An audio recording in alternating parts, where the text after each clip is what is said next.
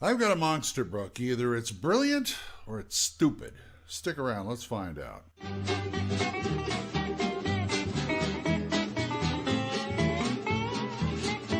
Hey folks, Old Man Grognard here.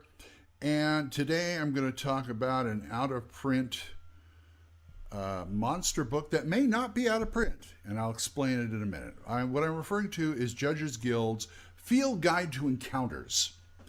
Now, this book, actually I should say books, because it comes as two volumes. What you saw was volume 1 and volume 2, which is in black and white. Well, they're all in black and white, but this one's got the color cover. That's how you tell the difference anyway. And this was published in 1972. It's approximately 200 pages total with both of them. And it was published by Judges Guild. And it was submitted by a group called Dragon's Bite from Detroit. Now, there's a whole story about how this got published, and it's in the ACM, and there's another article you might want to read. I'll put all the stuff down there at the end. But basically what it is this group got together with Judges Guild, and Judges Guild published these. And in fact, this is the one Judges Guild supplement you'll probably find most of, if you still find it in print, I mean. And you probably find it shrink wrapped, because they made a lot of them. And they didn't get rid of all of them. So, I mean, I bought this shrink wrapped. You crack this thing open, and it's a new role-playing game system that fits onto other role-playing game systems. The trouble is, they left out half the system. Let me show you what it looks like. First of all, it's kind of... but I'll get into that a little later. This is basically their character creation here. They give you what they call occupations. And what they mean is classes, and they give you about 33 classes. In fact, here I just thought for fun, I just thought I'd write down a list of all the classes they put in here, and some of them are going to be familiar with. Some of them are not going to be familiar with. Some are going to go, huh? Acupuncturist, amulet maker, astrologer, bard, cleric, crimson seeker, demoness, druid, elemental wizard, fighter, frost wizard, geosage, healer, historian, houri, herbalist, magus, martial artist, merchant, necromancer, ninja, ronin, sailor, shadow walker, shifter, smithy, thief, tracker, trainer, translator, venefic, warrior, and white wanderer. That's more classes and they're all fully written out as a class. So there's one positive thing to the book, okay? But let me finish about the role-playing game. They give you, it's like pieces of a role-playing game that you're supposed to use. It's kind of along the lines of like Arduin being the original, like House Ruled, or variants on D&D. In fact, this makes Arduin look clear. They also give you an article on poison resistance, lycanthropy.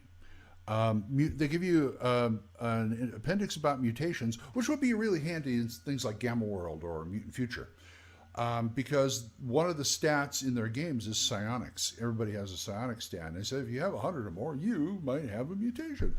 They have a chart on crossbreeding possibilities, because they also talk about monsters as characters. And the first volume I thought was the start of their monsters, but they actually stat these things out, and you could play them as characters, and some of them are doozies. And they also have a psionic, of course, they have a psionic system. So volume 1 is kind of like mostly made up of that. Here's one of the occupations look like. That's the thief, believe it or not. This is an article about becoming a god. And I'm not talking about the old, Immortals thing from Basic or something like that. This one takes the cake, I gotta say, because what it is when you get high enough level, if you get high enough level, you are brought before a committee of gods for your potential to be another god. You have no choice in the matter.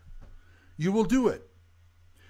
Either you're going to go through this thing to become God, to bestow Godhood on you, or you better have a really high charisma and be able to talk your way out of it, because it's like, we want you to be a god. You're going through it. And here's the thing: the steps you go through to it, you have a 5% chance of becoming a god, and a 95% chance of dying. So that's a pretty interesting take on godhood right there. Anyway, here are some of the monsters, and some of them stand out. Here's the thing: in the second book, that's where all the monsters are. There's tons of monsters, and they're all laid out like this. And you're going to find just a grab bag full of monsters. Some that are really good, that are good for campaigns, and some are really stupid. And some of them they adapted from authors like Lynn Carter, Michael Moorcock, Clark Ashton Smith, things like that. So that's got it going for them. And some of them are like, this is where the book kind of shines for me. Because you got so many monsters, you want something to throw at them that's really unusual. Look in this book. First of all, you notice their stats, but there ain't much description. Well, what you have to do, and look at it, laser cats, right there, right column, second one down, laser cats. What you have to do is look under special abilities, and it'll just give you a little blurb.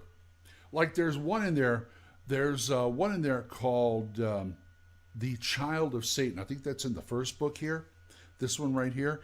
And one of his special abilities is he has the power to open up the portal of hell 3 times a week. Wow. And that's one of his main powers too, so it's really crazy.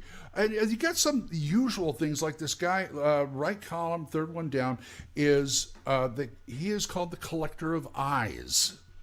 And it's just like it says on the tin. If he captures you, he will take your eyes. He keeps bags of eyes around in his hut. And if he can put them back into people, and they'll work just fine. Is that something or what? There's another one that looks like kind of a cartoon version of, not really a dragon, more like a really big fat lizard, not fat lizard, but I mean, and it's called the Jazera, I think I'm pronouncing it right. And what it can do is 3 times a day, they call it a blower. It can blow a wind of 100 kilometers per hour, up to 10 minutes, 3 times a day. That's his power. Oh boy. Another one's called a Flappy. I won't say what I'm thinking. But he's a rock guy. He's basically a rock with a face on it. And all it says in their special powers is semi-mobile. So I'd love to have, they're going, the player characters are going down a trail. All of a sudden they see this sign with like rocks with faces on them rolling, like rock crossing, things like that. All of a sudden, these rocks are just rolling around. That, something like that. I'd love to throw it at my players. And of course, there's a really stupid stuff like they stat out cigarettes and cup of coffee, cup of orange juice, and my favorite and everybody's favorite, toast. There is regular toast and burnt toast. Burnt toast is evil, of course. So if you ever want Conan to go up against toast, here's the stats for it. So it's a really interesting, you don't know if this thing is brilliant or insane as far as monsters go. The role-playing game, forget it. You may be able to use a few bits in there, bits and pieces of it, but mostly I come for Godzilla. I come for the monsters. And this is a great go-to book for if you're stuck. for something you want to throw in. In fact, a lot of this would probably work great in my Astonishing Swordsman and Sorcerers of Hyperborea campaign coming up. Excuse me. And I recommend it if you can find it. I don't think it's going to be all that hard to find on eBay or someplace like that, and they're probably kind of cheap. It's probably kind of cheap. Down there, I'm also going to reference a Jeff Reintz article where he talks about 10 of the weirdest things about the Field Guide to Encounters. And so that's Field Guide to Encounters, Judges Guild. Go get it. It's great. I think it's great. I think it's one of those, it's just crazy enough, it might work. So until next time, and tell me, if you have it and you use it, tell me about it, oldmangrognard@gmail.com, and I'll read it on my other show. That'd be great. Anyway, until next time, bye-bye.